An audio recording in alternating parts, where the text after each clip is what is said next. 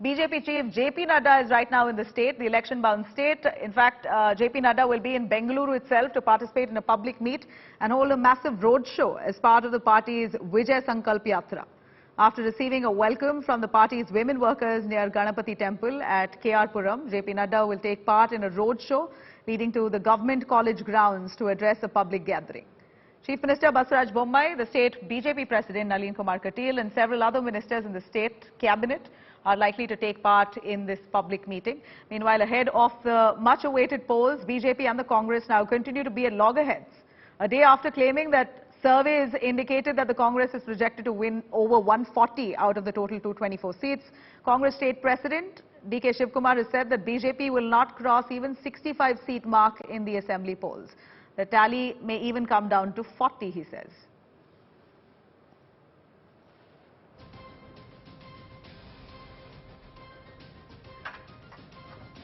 Now, let me take you through the 10 big concerns for the BJP at this point. Of course, the BJP will be pushing to ensure B.S. Yadurappa 100% active participation in this poll campaign, considering that they've now gone back from Basuraj Bommai to Yadurappa, making him the main face. What role to give B.S. Yadurappa's son Vijayendra? Now, as much as the BJP claims that they're against dynasty politics, B.S. Yadurappa, who's a tall politician within the BJP, his son is obviously looking for a space. BJP is now in a dilemma there. How to counter corruption charges against the party netas? This is something that the Congress has been using as ammunition. Their campaign on BJP being a 40% sarkar has been emboldened with the recent corruption charges against the BJP's own MLA, Virupakshappa. And of course, how will Janardhan Reddy's party damage the BJP? Is there any influence of third parties, apart from the JDS, of course, which is certainly important in the larger scheme of things? Is there any other party that will dampen the prospects of the BJP? Now, should Ramesh Jarrakiholi, Ishwarappa be re-inducted in the cabinet? Now, Ramesh Jarrakiholi had to be axed because of a sex scandal that came to light. Ishwarappa, because of a corruption case, a contractor who committed suicide and named Ishwarappa. In that, he was removed from the cabinet. How to benefit from Modi government's welfare schemes? Now, one thing's for sure that the Modi government have rolled out several welfare schemes which it appears that the BJP in Karnataka has failed to capitalize on. Now, the handling of the BJP leaders who are unhappy with Bommai. We see fractionalism in every party, and it's not alien to the BJP as well. We see BJP in Karnataka being a divided house at this point. How exactly will the Bommai government tackle those the friction there? Will the decision to rejig the EWS quotas really help or hurt the BJP? And of course, preventing the Vakaliga votes from going to the Congress, with much of the talk about Vakaligas now coming out, they already have a strong support within the Congress. The BJP also had a strong face from the Vakaliga community. They want to capitalize on that. Will they be able to really galvanize support there? Consolidation of Dalit votes, despite Kharge being at the Congress's help. Now, Congress being Mallikarjun Kharge being Dalit, it certainly will help Congress gain support of Dalits, but there are several schemes that the BJP has also doled out for the Dalit community. Will they be able to really capture that audience? Now, let me cut across to all the top concerns, key concerns here for the Congress party in Karnataka, who are really desperately trying to come to power, because this will be their only gateway for a state like Karnataka and in the region of the south. Every other state, at least in Tamil Nadu, they're in an alliance. They hope to come in full power here in Karnataka. Handling D.K. Shivkumar and Siddaramaia's rivalry is really the key issue. The rivalry between the two has really hampered the Congress's credibility in the state of Karnataka. Now, tackling G. Parmeshwara, who's entered the race for chief ministerial face. Parmeshwar, right from the start, in fact, for decades now, has been eyeing to become the chief minister or chief ministerial face. Now, it appears that this time, with the friction between Siddaramaia and D.K. Shivkumar, Parmeshwar is trying to push himself as a front runner. Siddaramaiah announcing his own assembly candidature. Of course, this even without the Congress High Command saying anything on this, Siddaramaiah has arbitrarily declared that he is the CM candidate.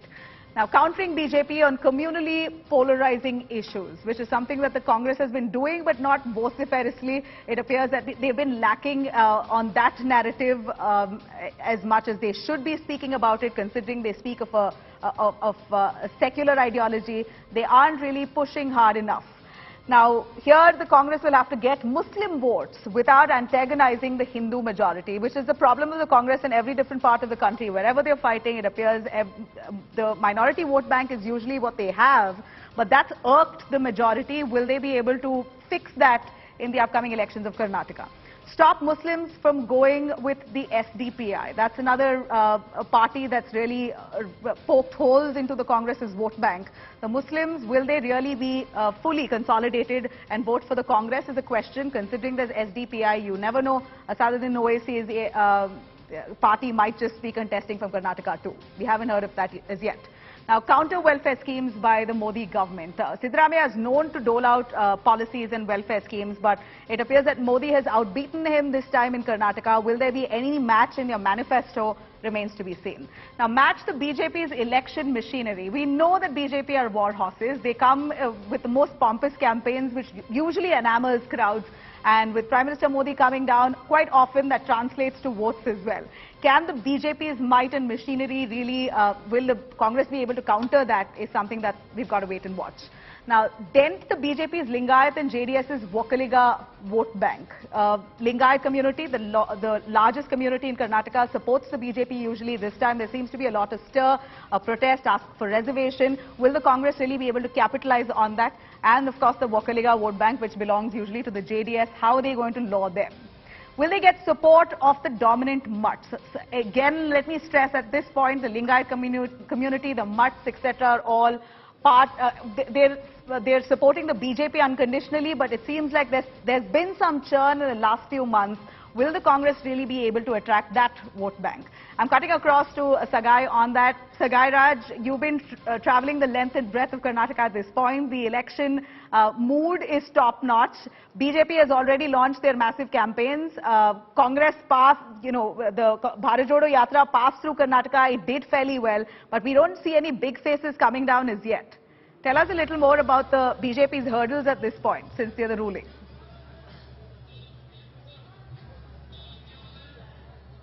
Nabila, if you notice that Congress top leaders have not come here to Karnataka for campaign for the Congress party in the state. Talking about Rahul Gandhi, Priyanka Gandhi, Sonia Gandhi or any other top leaders from Congress party, nobody has come. Only AICC President Mallikarjun Kharge has campaigned in few places.